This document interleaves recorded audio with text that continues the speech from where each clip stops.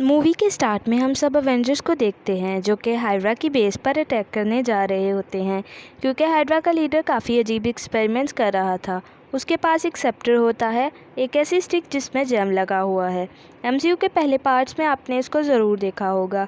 तो अब एक्सपेरिमेंट्स कुछ ऐसे थे कि वो कुछ इंसानों पर इस सेप्टर को यूज़ करते हुए उनमें कुछ एनर्जीज डाल देता था ताकि वो उसके लिए लोगों से लड़ सके, इवन एवेंजर्स से भी। तो उसका नेक्स्ट टारगेट एवेंजर्स ही थे।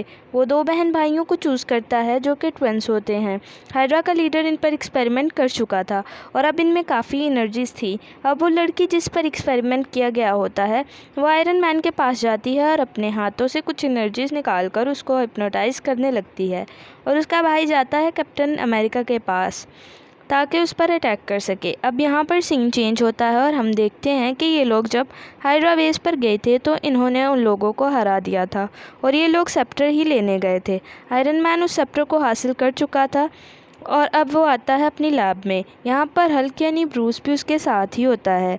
वो लोग ये प्लान करते हैं कि वो लोग इस सेप्टर पर एक्सपेरिमेंट करेंगे और पता लगाएंगे कि ये इतना ख़तरनाक कैसे है। अब यहाँ पर आयरन मैन और हल्क को एक बहुत ख़ास बात पता चलती है कि स्टिक में जो जैम लगा हुआ है वो खुद सोच समझ सकता है, यानी उसमें सोचने की एबिलिटी है, यानी वो खुद ही पावर और एनर्जी जनरेट कर सकता है।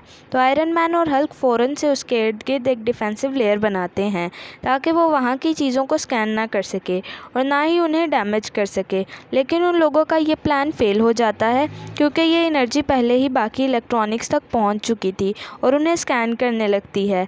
वहाँ पर आयरन मैन का एक और पर्सनल कंप्यूटर होता है जो कि खुद की इंटेलिजेंस रखता था। वो अपने अंदर से रेस निकालने लगता है और उस सेप्टर से लड़ने लगता है ताकि वो बाकी इलेक्ट्रॉनिक्स को डैमेज ना कर सके और ना ही उन्हें रीड कर सके। लेकिन सेप्टर भी अपने अंदर से रेस निकालकर उस कंप्यूटर को डिस्ट्रॉय कर देता है और इसके बाद सेप्टर यहाँ से किसी दूसरे इलेक्ट्रॉनिक में शिफ्ट होकर भाग जाता है। सेप्टर वहाँ से निकलते हुए उस पूरे टावर को डिस्ट्रॉय कर देता है। इसके बाद वो हाइड्रा बेस पर जाता है ताकि थोड़ा बहुत खुद को रिकवर कर सके और अपनी एनर्जीज़ को इन्हांस कर सके। यहाँ पर हम देखते हैं कि सेप्टर अपनी बॉडी को काफ़ी ज़्यादा ट्रांसफॉर्म कर चुका होता है। वो अब एक रोबोटिक फॉर्म में आ जाता है जिसका नाम है अल्ट्रॉन। अल्ट्रॉन उन्हीं ट्विंस के पास जाता है। वो उनसे कहता है कि तुम मेरी आर्मी में शामिल हो जाओ, हम आयरन मैन और बाकी एवेंजर्स के ख़िलाफ़ लड़ेंगे। तो वो ट्विंस भी फ़ौरन से मान जाते हैं क्योंकि वो कहते हैं कि आयरन मैन ने हमारे पेरेंट्स की जान ली थी। अब ये लोग सीधा जाते हैं वेपन डीलर के पास जो कि बहुत ही ज़्यादा एडवांस वेपन बनाया करता था। अल्ट्रॉन उससे अपने लिए वेपन बनाने का कहता है लेकिन वो उससे बहुत सारे पैसों की डिमांड करता है। अब अल्ट्रॉन के पास ये पावर्स थी कि वो किसी भी अकाउंट से पैसे निकाल कर उसके अकाउंट में ट्रांसफ़र कर सकता था और वो अभी भी ऐसा ही करता है। और वो जो चीज़ होती है उसका नाम वाइब्रेनियम होता है, वही मेटल जिससे कैप्टन अमेरिका की शील्ड बनाई गई है और ये बहुत ज़्यादा स्ट्रॉन्ग है।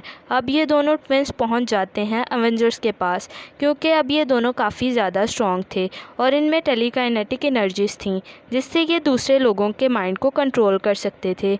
तो ये जाकर हल्क के माइंड को कंट्रोल कर लेते हैं और उसमें ये फीड कर देते हैं कि तुम्हें तुम्हारी अपनी टीम ही मारना चाहती है।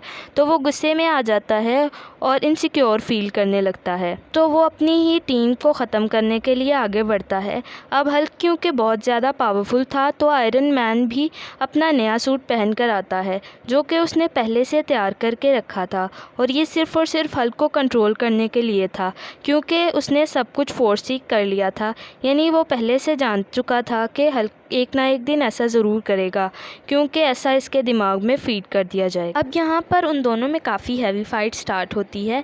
हल्क यहाँ पर एक गाड़ी उठाकर आयरन मैन की तरफ फेंकता है जो कि सीधा उसे हिट करती है। आयरन मैन पीछे की तरफ गिरता है और फ़ौरन से आगे बढ़ता है और हल्क को उठाते हुए दूसरी तरफ फेंकता है।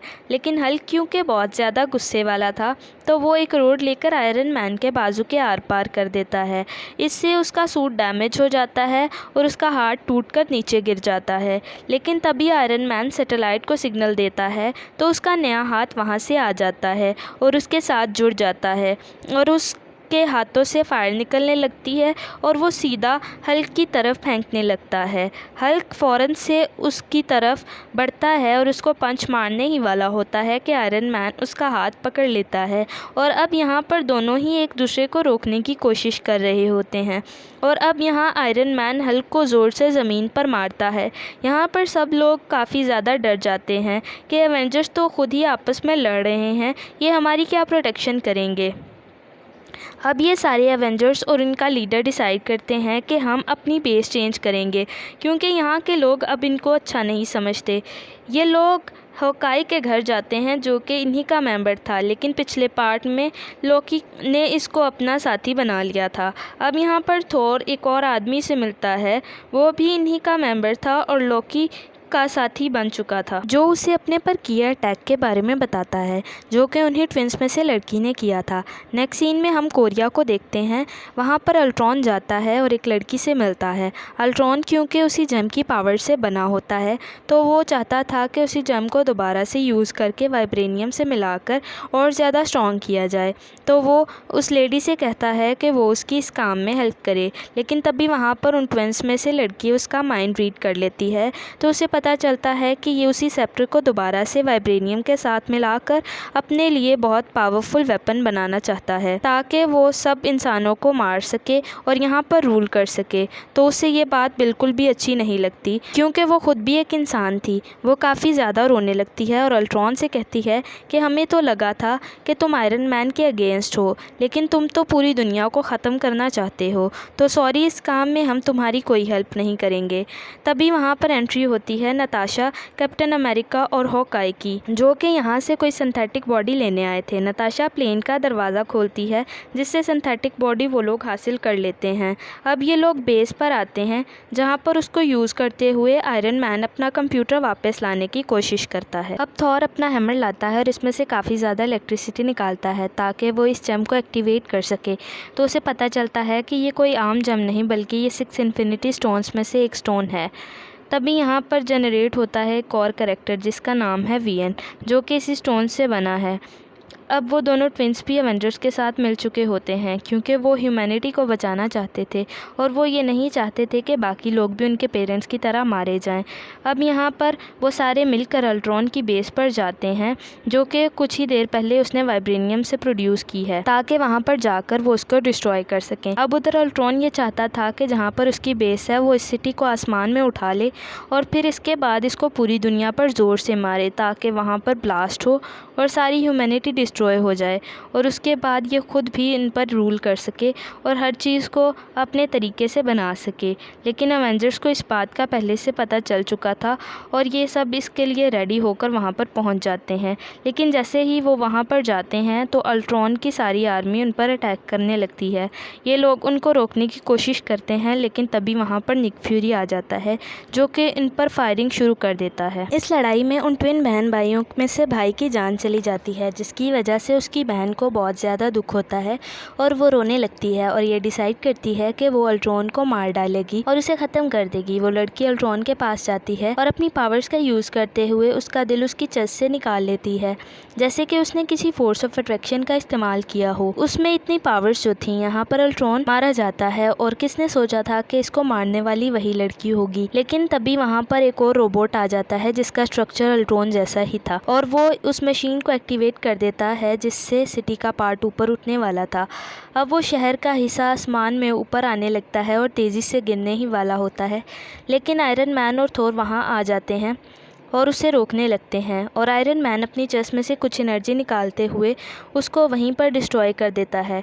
यानी यहाँ पर अल्ट्रॉन भी डिस्ट्रॉय हो चुका था और उसका प्लान भी ख़त्म हो चुका था, यानी अब कोई डिस्ट्रक्शन नहीं होगी। मूवी के लास्ट सीन में हम देखते हैं कि एवेंजर्स का एक और बेस बनाया गया है।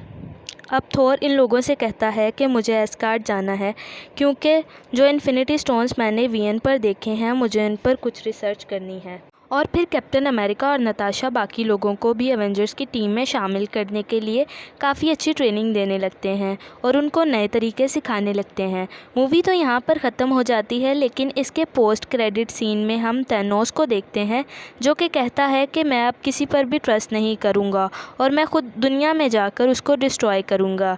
इसके साथ ही मूवी यहाँ पर कम्प्लीटली एंड हो जाती है। वीडियो को लाइक करें, शेयर करें और चैनल को सब्सक्राइब करें। Thanks for watching.